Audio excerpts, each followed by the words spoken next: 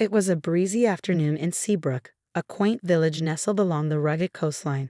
The salty air filled my lungs, and as I strolled down the narrow path leading to the beach, I could hear the soft crashing of waves against the rocky shore. Seabrook had always been a part of me, its rhythms and secrets woven into my very soul. "Hey, Sam," I called out to my childhood friend, who was rummaging through a box of old fishing nets by the pier. "Have you seen the ocean lately? It feels different." He looked up, squinting against the sunlight. "Different how?" he asked, a playful smirk on his face. "Just, I don't know, more alive," I replied, recalling the captivating documentary series I had recently watched.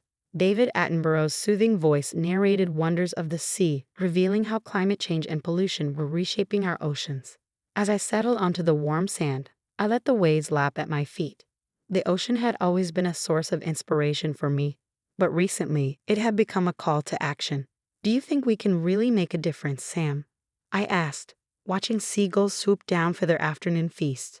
He shrugged, tossing a small stone into the water. "It feels overwhelming sometimes, doesn't it? But I think every little bit helps. Like that documentary showed, the ocean is a lot tougher than we give it credit for." I nodded, pondering the resilience of nature, yet feeling a pang of responsibility. There are so many things we need to change, starting right here in our own village. That evening, I found myself at the village council meeting, surrounded by familiar faces. The wooden hall was filled with the murmur of community members, their expressions a mix of concern and curiosity. "Let's hear what Clara has to say," the mayor announced, gesturing for me to take the floor. My heart raced as I stood up, feeling the weight of my words. "I recently watched a documentary about the oceans and how our actions impact them," I began, my voice steadying. "Seabrook is beautiful, but we're at risk if we don't start protecting our environment. We need to come together to reduce waste and preserve our beaches." After the meeting, Sam and I walked home, the moonlight shimmering on the waves. "You really think we can change things?" he asked, breaking the comfortable silence. "Absolutely," I replied. "Look at the incredible creatures out there. The cuttlefish that hypnotize crabs, the giant trevally that leap to catch birds. They rely on us to keep their homes safe." "I remember watching those segments," Sam said with a chuckle. "It's mind-blowing to think we share this planet with such amazing life." The next day, I organized a beach cleanup, rallying the villagers to join me. We gathered at sunrise, armed with trash bags and a shared determination. "Let's make Seabrook sparkle again," I called out, my voice ringing with enthusiasm. As we combed through the sands, collecting plastic and debris, I felt a sense of unity. Neighbors exchanged stories, laughter mingling with the sound of the surf. It was a reminder of what we could accomplish together. While picking up litter, we stumbled upon a peculiar sight, a vibrant iridescent shell partially buried in the sand. "What do you think it is?" Sam wondered, kneeling to inspect it. "Let's look it up," I suggested, pulling out my phone. After a quick search, I discovered it was a rare species of seashell known for its striking colors. "This is a reminder of the beauty we're protecting," I said, holding it up for everyone to see. Later that week, I visited the local school to share what we had learned about ocean conservation. "The sea isn't just a resource, it's a living ecosystem," I explained to the eager faces of the children. "And it's our job to protect it." Their eyes widened as I shared stories from the documentary about the dancing eight-eyed crabs and their quirky behavior, showcasing the extraordinary life hidden beneath the waves. I could see their fascination grow, sparking a curiosity about the world beyond our shores. As the weeks rolled on, the beach cleanups became a monthly event. More villagers joined, and soon we formed a community group focused on marine conservation. "I never thought I'd see so many people passionate about this," Sam said, smiling as we organized our next outing. "It's inspiring," I replied, "and it feels good to know we're making a difference, no matter how small." One evening, we invited local marine biologists to speak at the village hall. As they presented their findings, I could see the villagers' eyes light up with understanding. "Our oceans are changing," one biologist explained. "But there's hope. We can take action to reverse some of the damage." Afterward, I approached her, eager to learn more. "What can we do to help?" I asked, determination filling my voice. "Start with education," she said, her eyes sparkling with enthusiasm. "Get the younger generation involved. They're the future of conservation." Inspired, I launched a youth program focused on ocean awareness. We'll be the protectors of our seas, I told a group of children gathered in the community center. Together, we can explore and learn about marine life and how we can help. Their excitement was infectious, and I could see the seeds of passion being planted. We'll even organize field trips to explore tide pools and learn about local wildlife. I added, envisioning the adventures ahead. A few weeks later, we took our first trip to the tide pools. The sun was shining and the air buzzed with excitement as we climbed over the rocky formations. "Look at that," a girl exclaimed, pointing to a cluster of vibrant sea anemones swaying gently in the water. I knelt beside her, marveling at the beauty. "This is a living example of the ocean's wonders," I said. "We need to protect this delicate balance." As the summer rolled on, we decided to host a community festival to raise awareness about ocean conservation. "Let's make it fun," Sam suggested. "We could have games, food stalls, and educational booths."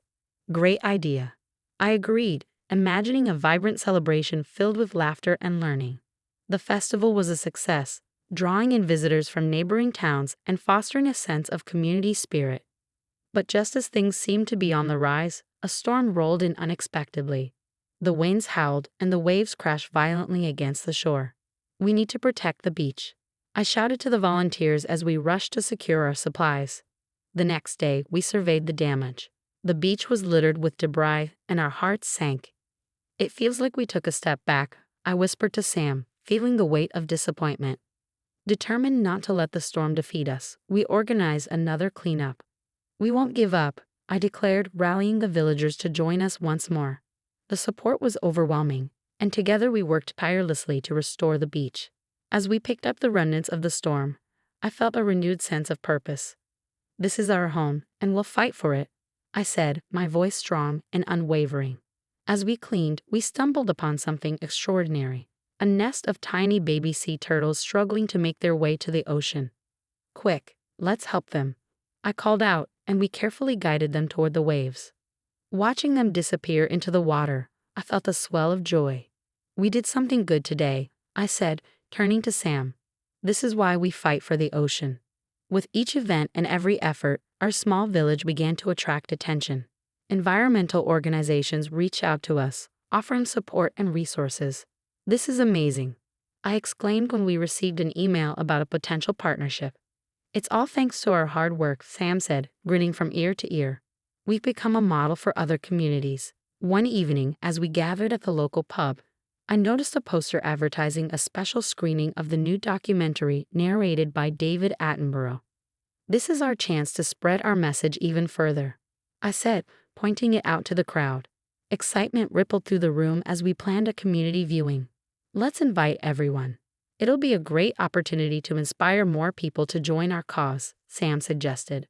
On the night of the screening, the village hall buzzed with anticipation.